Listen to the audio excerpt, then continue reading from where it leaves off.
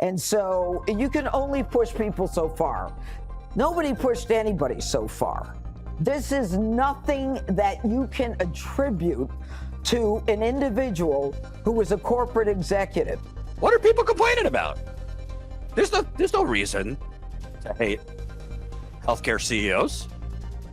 But it got actually a lot worse. Hey, it's Jordan. I am in Flint, Michigan, East Palestine, Ohio, Tumwa, Iowa. Please support the only independent outlet on the ground covering what the corporate media covers up. Hey, it's Jordan with Status Coup. The fallout continues in the aftermath of the murder of UnitedHealthcare CEO Brian Thompson by alleged shooter Luigi Mangione. And folks, if you're new here, I've been doing this for nearly 20 years, both working in mainstream corporate media. I worked at Fox News and MSNBC, and for nearly a decade, independently reporting on the ground across America. And I have never seen this level of corporate media gaslighting and lies as I have in the coverage and response to this killing of CEO Brian Thompson. The corporate media is putting out its worst to lie and gaslight. And we are going to go through the worst of the worst right now. We are going to show you the status on screen of the very people lecturing you and lying about the for-profit healthcare system. So you will be able to see how much they make and how much they're worth right on your screen. Let's start with Chris Cuomo, formerly of CNN, now News Nation. Listen to this stunning gaslighting. There is this affinity for the oppressed that we have in our society. That is something we got to deal with, okay? They're selling merch. Of course, people are going to take advantage. That's what social media is all about. But I'm telling you what the real problem is here, is that despite these people and what they're saying, you do have to look. I don't know that any of them, they're so young, I don't even know what bills they're paying yet, but there is a problem. And I've been transparent. I don't talk about myself that often on the show, but my family is this close to litigation against an insurance company right now for refusing a surgery that, thank God, I can pick it up if I have to. But a surgery for one of my kids that now they're saying they don't have to pay for, we're talking about a lot of money.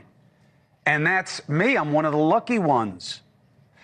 Healthcare companies should be put under the light of exacting scrutiny. They have deserved it for a long time. I'm telling you, this assassination makes it less likely, not more. But I'm saying let's have the right conversation anyway, even though they are right to say right now, you're talking about us. This guy just assassinated us. We need to protect ourselves. These people are crazy.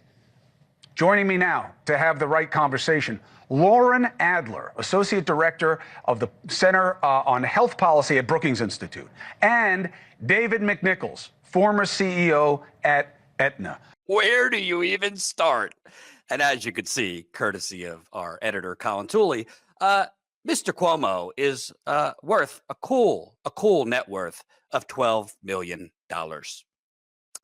And by the way, he was making, I think, about $6 million when he was at CNN. But now at News Nation, he took such a pitiful, cry me tears demotion. Now he's making about $1 million at News Nation. So tough sledding for Mr. Cuomo. But let's dig into this. He says, what bills are these people paying, these young people? I don't even know what bills they're paying. They're so young that are glorifying Luigi Mangione. That's the point, Chris. They can't pay their bills. A lot of young people are still living with their parents in this corporate hellscape of a country we live in. Or they are drowned in student loan debt, which you or your kids certainly don't have to worry about with your net worth of $12 million. He is literally talking about for-profit healthcare while saying, I myself have a situation we might have to litigate against the for-profit healthcare company denying my kid surgery. How many people do you think have the money to sue the for-profit healthcare industry, Chris? I mean, he did use the caveat, I'm one of the lucky ones. But is this the person that should be covering and lecturing us about the for-profit healthcare industry and the fact that people are so gleeful about Luigi Mangione? People are so gleeful that this for-profit healthcare CEO got gunned down. A guy who's sitting here totally tone deaf, doesn't even realize how tone deaf and elitist he sounds. We might sue. I don't know anyone in my life that has the money to sue, even people that are well off to sue a healthcare company. Chris Cuomo, apparently, he can. And I love when he says, we're here to have the right conversation. Joining me now is the former CEO of Aetna. Yes, this is who we need to be having the conversation with. The former CEO of one of the worst for-profit predatory healthcare companies, Aetna. I mean, you cannot make this stuff up. You cannot make this stuff up. And let's listen now. Let's listen now to what that right guest he had on had to say on the for-profit insurance industry. This is the former CEO of Aetna. That's what makes this industry different. So even if it's only doing what others do, and I don't even think that's true. I think that you guys have created your own culture of how to increase profitability. It would still be a problem. I just don't know what can be done about it, especially if the industry doesn't feel like policing itself. Yeah, so it's also the most governed industry in America, and so the regulatory environment is very stringent, and so CMS is all over what we do, and a lot of the work that happens, including that deal with Anthem last week around anesthesia coverage, that was about enforcing CMS policies, not a change in anesthesia, and they just did a really poor job of communicating that whole deal. But I'll tell you, most of the healthcare executives get up every day focused on two things. How do we keep healthcare affordable? And two, how do we improve quality? Because that's how we win new business. They increase profits more from growth than they do from squeezing the dollars. But David, I'm not looking. Look, we need the industry. Okay, we can talk about how it is and what the fundamental systemic dynamics are and what that yields. That's fine, but it's above my pay grade. But the idea that anybody who's publicly traded doesn't wake up thinking about their shareholders is nonsense. That's what keeps you in the job. The most governed industry? On what planet is this guy talking? And of course, Chris Cuomo didn't challenge him on that lie. But he did, kind of push back. Okay, that's nonsense that, you executives, first thing you're thinking about is, sick kids and cancer patients. You're thinking about your shareholders. So points for Chris for at least that tepid pushback. But you let this guy get away with this is the most governed industry? Here's how strictly this industry is quote unquote governed. You want the lobbying numbers?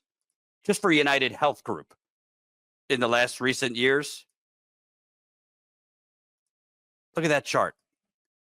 Tall thing at the end. Let me zoom in here for you. Tall one at the end, 2023.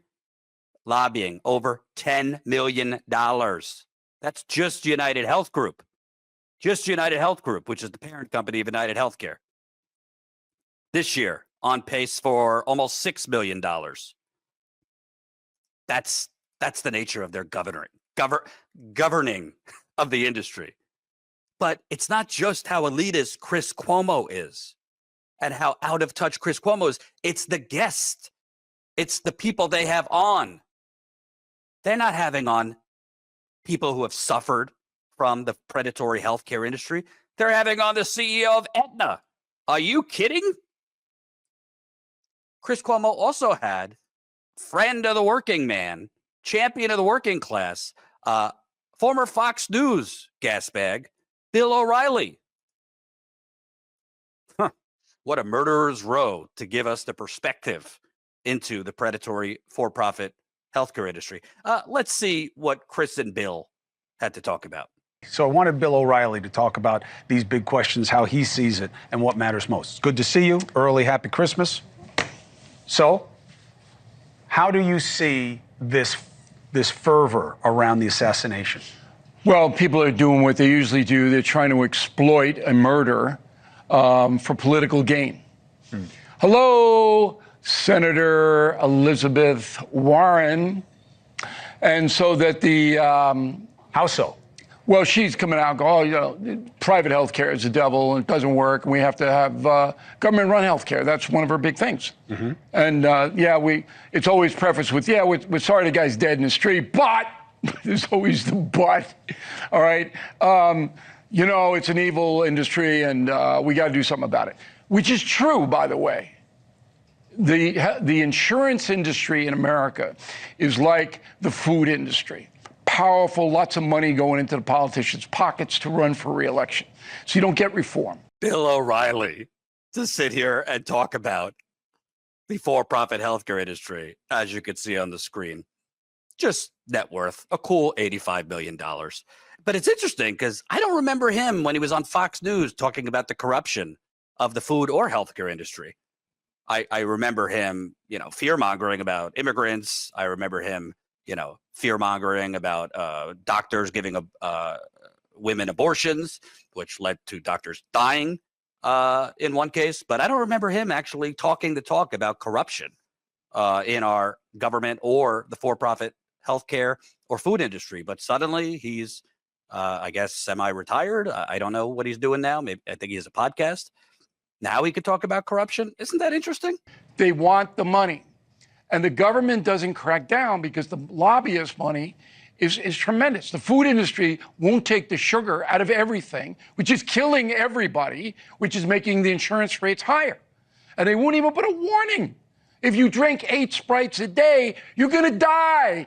Your limbs will fall off. Just put the warning on there. All right? No. Tobacco, yeah. Not sugar. And which is more dangerous? Sugar. Mm-hmm. Okay. So when you start there, you're in a corrupt system. And the working Americans watching their car and house premiums go, I can't afford it. That's why Biden lost. Because there's no explanation. I called my Allstate agent. I said, what? You're tripling my car insurance? I don't have any claims. I drive 22 miles an hour. Because if you drive any more than 25, you get a $300 ticket in New York because they're stealing your money. I can't drive any more than 25 miles. Why am I paying 3 times as much? Oh, we've had a storm coming out of Cabo, So working men and women are getting killed here. The problem is these are small ball compared to Israel, Hamas, Ukraine, high prices, and nobody's looking at it. And so it never gets solved. And so the ideologues use this murder, all right, to try to highlight what's wrong. You need strict oversight on the insurance companies statewide. You notice a pattern here? Chris Cuomo, who, seems to, without irony, just casually say, I might sue the insurance companies, not realizing 99.9% of Americans can't do that. But he has the former CEO of Aetna on and Bill O'Reilly, net worth of $85 billion, who, A, is saying a lot of things that aren't true. This isn't just a state health insurance issue. But B, where was this for Mr. O'Reilly for the 20-something years he was the #1 rated anchor on Fox News? I don't remember it, and I worked at Fox while he was there. I don't remember him saying peep about the for-profit healthcare industry, which is part of why he's now worth $85 million. And at his peak, I believe, was making north of $20 million a year from Fox. It's interesting how suddenly you could talk about these things, talk about this corruption. Also, Chris Cuomo recently, as recent as the DNC, started talking about donors and their influence and purchasing government officials. Never mentioned it on CNN. Maybe that's why he's has a net worth of $12 million. But let me show you the rest of this, because Chris then pivots to his new favorite talking point, which is, these people out there glorifying Luigi Mangione, these protesters out there protesting for Palestine and to stop the genocide. They must, just be fake victims or something. What do you make of what I define as a new fundamentalism? Whether it's this assassin here, the kids in the kafiyas on campus, these people, this generation that is appropriating oppression that they see in the world around them, even if it's not their lived experience. I mean, this kid was an animal of privilege. His family made millions off the healthcare business. They run nursing homes. This kid was mentally ill. You do. You see, I don't know yet. Oh, you haven't? Did you see when they took him into custody in Altoona? You can be bad and be ranting and raving and not be sick. He's mentally ill. Oh, it's mental illness. You must be mentally ill to be that enraged at the predatory for-profit healthcare industry that you would gun down one of the top CEOs. You must be mentally ill. And, oh, by the way, Chris, we went through this in a video yesterday. Just because the people protesting for Palestine or other causes, they might themselves not being experiencing genocide. It is possible to have empathy for other people, even if you're not directly affected or getting the worst of it. Again, Franklin Delano Roosevelt, adjusted for inflation, was worth about $60 million as president. And he did the most for the working class of any president, likely in American history. Maybe you don't get that. So as you're gaslighting that these are all phonies out there and social justice warriors, no, they're just good people who kind of want to make the world a better place, want some equality for all, want to stop a genocide. But alas, it's not just Chris Cuomo. Let's go over to our friends on the right at MAGAville, Fox News, where Sean Hannity, he seems to want to, maybe unsurprisingly, make this about the left. Take a listen. Tonight with two other stories out of New York City that provide a very disturbing glimpse into the radical elements that represent the new modern extreme radical Democratic Party. As we speak, some on the left, they're now literally cheering for the cold-blooded killer accused of murdering UnitedHealthcare CEO Brian Thompson. Now, this guy was a husband and a father. So, as you can see there on screen, Sean Hannity with the cool combined salary of $45 billion a year from his Fox News and radio show, with a, crumbs net worth of $250 million. He's making this about the left. This is the left is glorifying the suspect, the alleged shooter, Luigi Mangione. Well, sorry to tell you, Sean, because I'm seeing it in the comments and the response we're getting. This is across the board. There's a lot of your viewers. Maybe they don't support gunning down people, but they are also not crying tears for CEO Brian Thompson. A lot of your viewers on the right are outraged by the predatory for-profit healthcare system. You remember that Fox News town hall that Bernie Sanders did? He went into the Lion's Den, I believe, in 2020, and the anchors were stunned because Bernie asked the audience, how many of you would support a government healthcare system? Almost everyone raised their hands. That was at a Fox News town hall. But Sean Hannity, salary of $45 million, net worth of $250 million, this is the left is glorifying this guy. It ain't just the left, Sean. It's across the board. Left, right, no label. A lot of folks are not saying, yeah, go get your guns and shoot down CEOs, but are not exactly upset. They're not losing sleep over Brian Thompson in particular. Let's continue over at the Fox Hen, because it's not just Sean Hannity. The folks at The Five, which is one of their popular shows there, they seem to, instead of wanting to cover the for-profit predatory healthcare system and the outrage against the for-profit predatory healthcare system, they seem to take another lesson away from this. Let's take a look. When I was a judge and I would be sentencing someone to state's prison, the girlfriends would come in, knowing I'm giving the guy 25 years to life, and I'd marry them right after the sentencing so that they could, be together, whatever, for conjugal visits. I don't know what it is. Women love bad boys. They always have. They want to nurture them. They want to be able to, be with them. I think anyone who is enamored with this guy has a screw loose in her head. That's number one. Number two, as the evidence adds up, and it appears that this man is the killer, and, once he's extradited to New York, he'll be indicted. When someone says violence is wrong, but, right, I want you to think of the word but. Whenever anybody says but, that means they really are not serious about what they said before the word but. And so you can only push people so far. Nobody pushed anybody so far.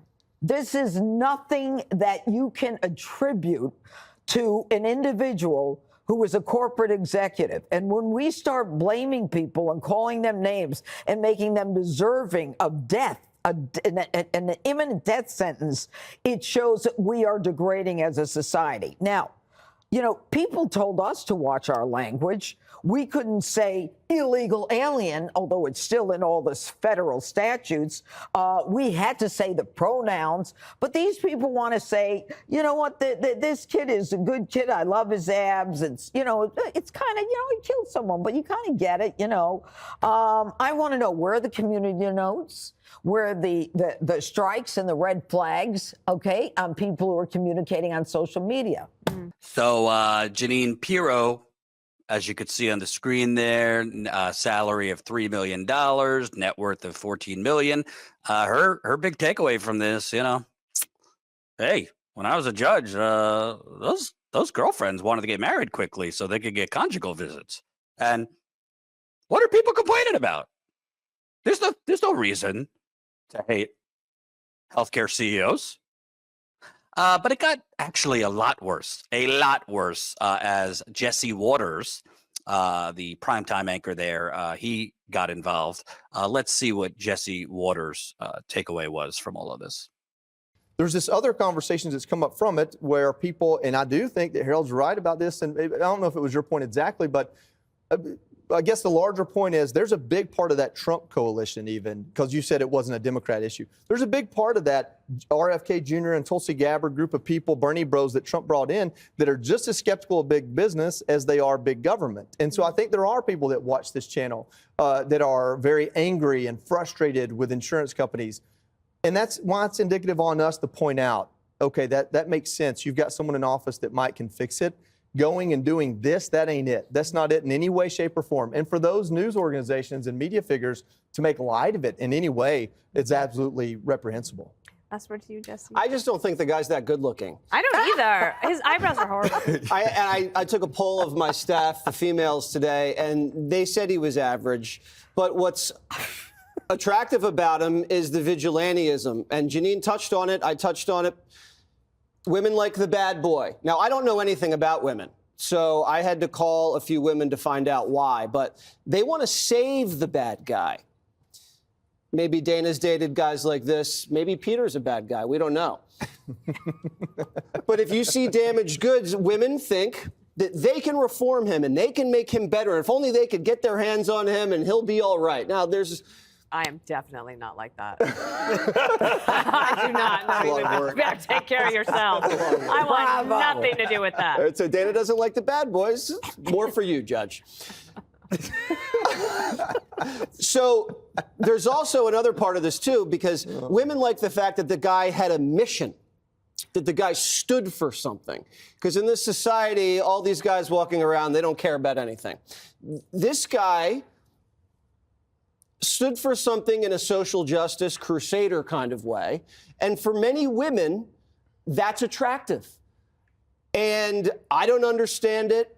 I think that's pretty clear. Wait, come on, Jesse. If that were true, like, I would say that most women would say Daniel Penny. In this case, in this scenario, if you're talking about being principled and standing up for someone, then Daniel Penny is the attractive one. You don't think Daniel Penny's getting panties thrown at him every time he goes to the subway? You better get to this. I didn't know. You don't think Daniel Penny he's going on the subway? Has the pick of the litter? Jesse, I'm not sure you know what you're talking about. Let's start right there. So that was Jesse Waters, Fox's primetime host with the, very peasantry net worth. I don't know his net worth, but he's making about $12 million salary there, with, I believe, $4 million additional in performance-based bonuses. So could be up to $16 million. That's his takeaway, that the guy, his eyebrows, and this is all just, all the outrage is really just, those women throwing themselves at a bad boy. By the way, this guy cheated on his wife who worked with him at Fox. He cheated on her with his producer. So cheated on his wife who was an employee of Fox News with a different employee of Fox News. So you know who you're dealing with here. And to wrap it up, to wrap it up, CNN, their genius producers thought, you know what? With all this outrage about the for-profit healthcare industry, we should have that awful millionaire from the show Shark Tank, Kevin O'Leary, on. You know, the guy, as I reported on in recent years, he's worth $400 million, yet raided the government's PPP loan program that was meant for, you know, actual small businesses.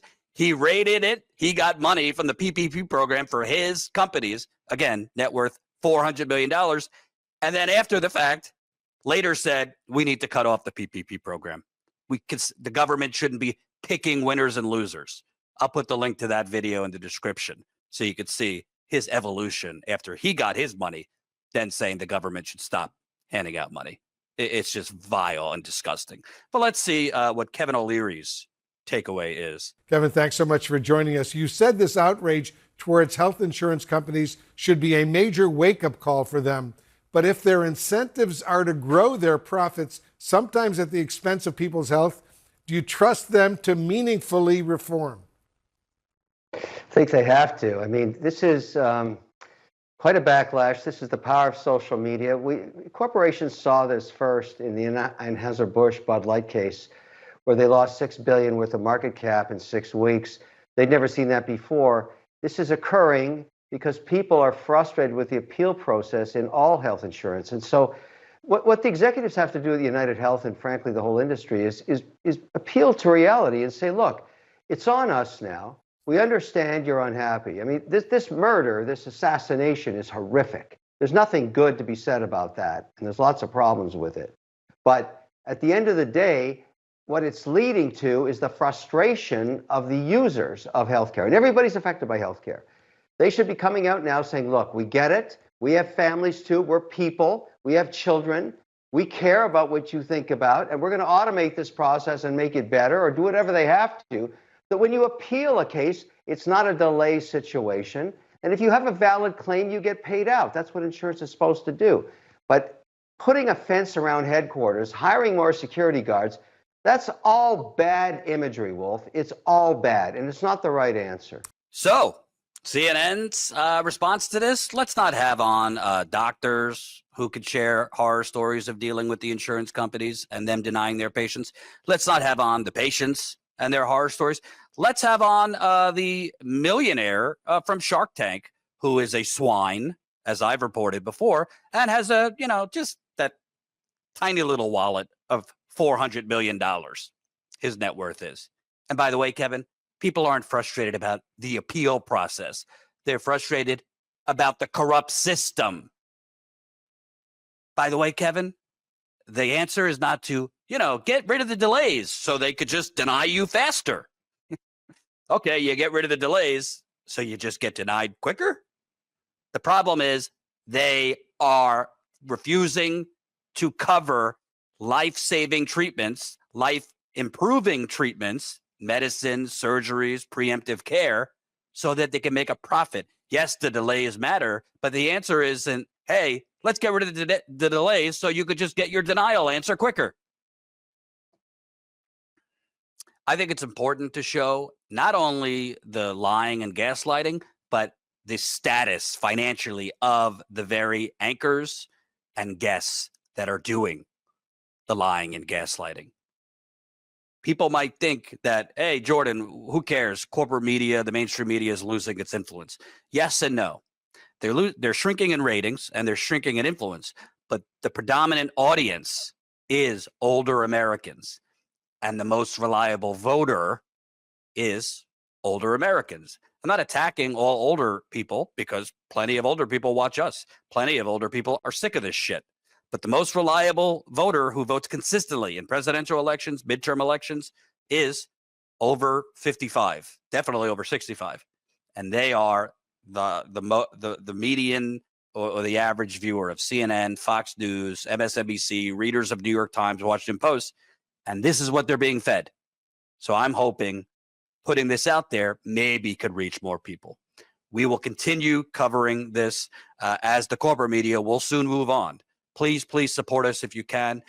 We also do on-the-ground investigative journalism. I'm trying right now to put together the funds to go out to North Carolina to cover hurricane victims that are nearly freezing to death, sleeping in tents. So sign up, statuscoup.com/join. You could support us for as low as $5 a month.